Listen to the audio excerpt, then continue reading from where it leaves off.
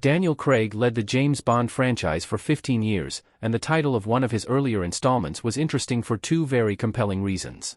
Daniel Craig's James Bond timeline was distinctly different from that of his combined predecessors.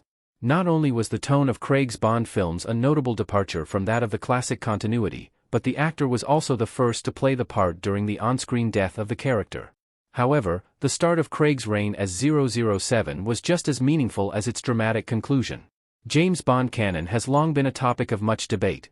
The many recastings of the franchise's leading man have led to discussions regarding whether all the movies take place within the same continuity.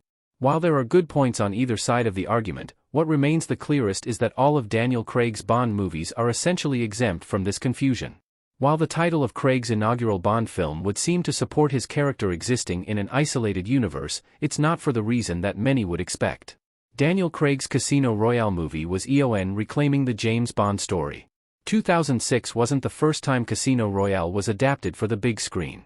When 2006's Casino Royale was released, long-standing fans of the character of James Bond may have already been very familiar with the title.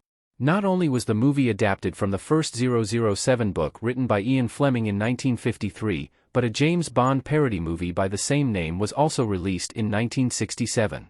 The 1967 movie had no affiliation with EON Productions, and was therefore not part of the larger James Bond canon.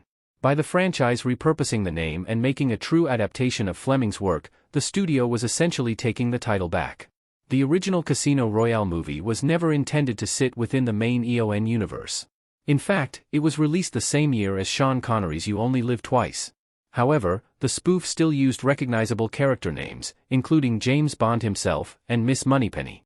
The fact that it took 39 years for EON to make a Casino Royale movie after their competitors speaks volumes of the amount of alternative source material the studio had at its disposal.